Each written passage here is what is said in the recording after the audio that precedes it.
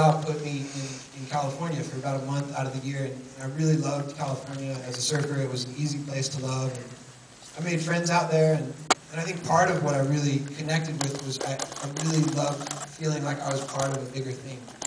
And so 4 times a year we would have these sales meetings, and I got to feel a part of this Hurley team, or even this Hurley family. And I remember it was January 2006, and I was sitting in a room with about 300 people, the whole Hurley staff. And it was the middle of the meeting, middle of the day, and sitting in the middle. I remember this particular moment where the meeting is interrupted by a guy who's a hero of mine. He's the founder and CEO at Hurley. His name is Bob Hurley. And Bob, it's very creative, I know. Bob comes to the front of the room and just shares that he has some really difficult news.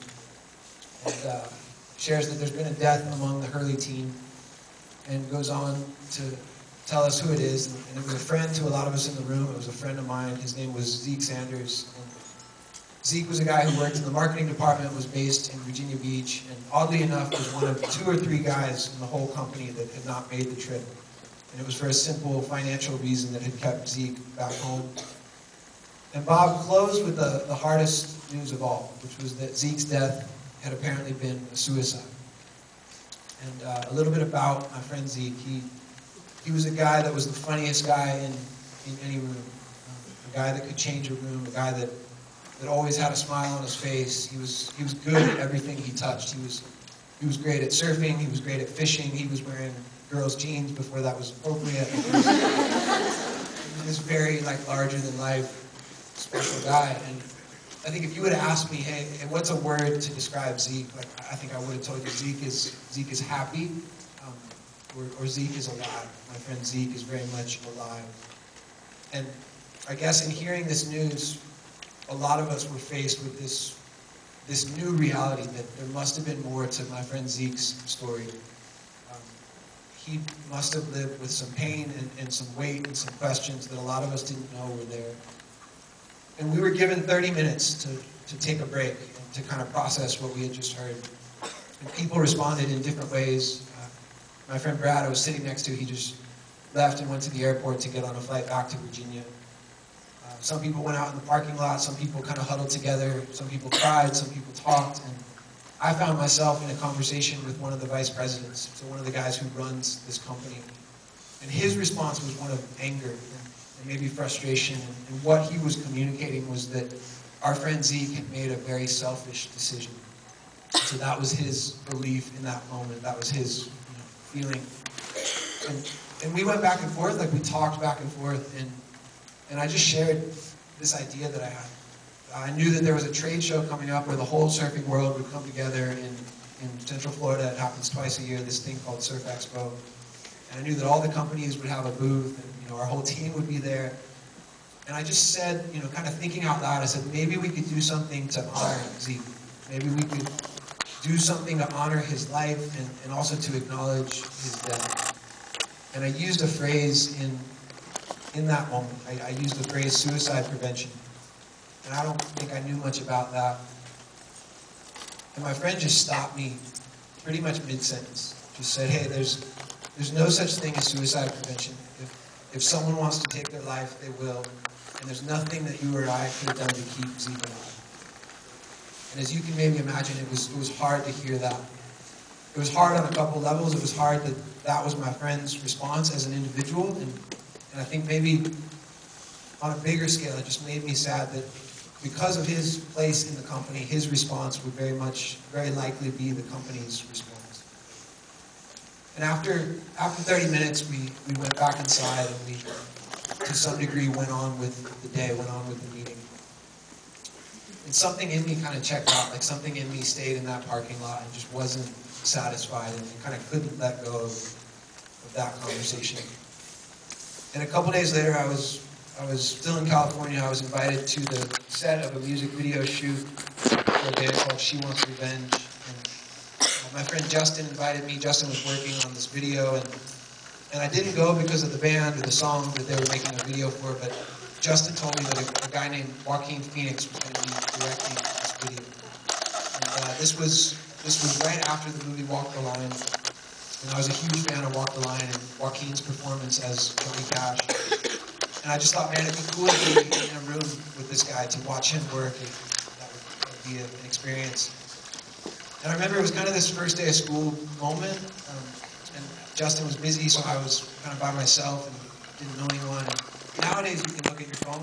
Some people are doing that now, but like now, you never have to look alone. You can just look busy and like fake text and stuff. And but this was 2006, and you kind of had to own the loneliness. Like, you kind of had to like embrace it. And so I was doing that, the old-fashioned thing. And I remember seeing Joaquin for the first time, and he's with a group of people, and he comes around a corner and he's walking toward me. And the first thing I notice is that his arms are covered in scribble, like magic marker scribble. And as you're maybe thinking, I felt like that was weird.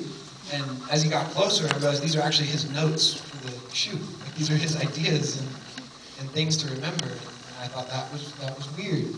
And I don't know how Hollywood works exactly, but I'm thinking for Walking the Line, he got paid and could maybe now afford an assistant with, and they would even have a clipboard and he could write things down. And he wouldn't have to behave in this manner. And yet I didn't get to meet him and like offer this gift of wisdom.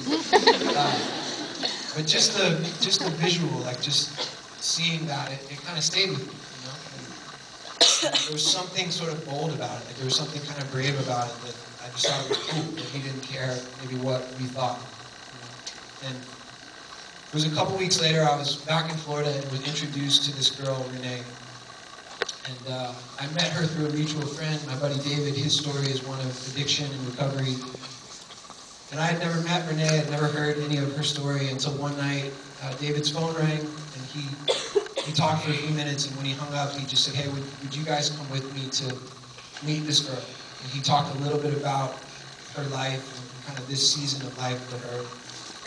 And he shared that she was in the middle of a season of drug addiction, depression, had known a history of self-injury, and had attempted suicide a couple different times over the last couple of years. And Renee was a new friend to David. And they had connected because of the common ground in their stories. And she began to reach out on some of her most difficult nights. And it seemed like she was willing to get help, not for the first time, but for the first time in a while. And so David's phone would ring late at night, now and then. And it seemed like she was asking for help, but not quite ready to take a step. And so there were four of us, myself and David included, and we jumped in the car and we drove across town. And we were right around the corner from the University of Central Florida. It was off-campus student housing where Renee was just crashing with a drug dealer friend. Her and some people had been staying there for a few days. And the four of us sat down at this picnic table, and Renee, I remember seeing her for the first time, and she made her way downstairs and just sat with us. And I remember it felt obvious that there were drugs in her system. Maybe just as much, it felt obvious just the weight of life for her.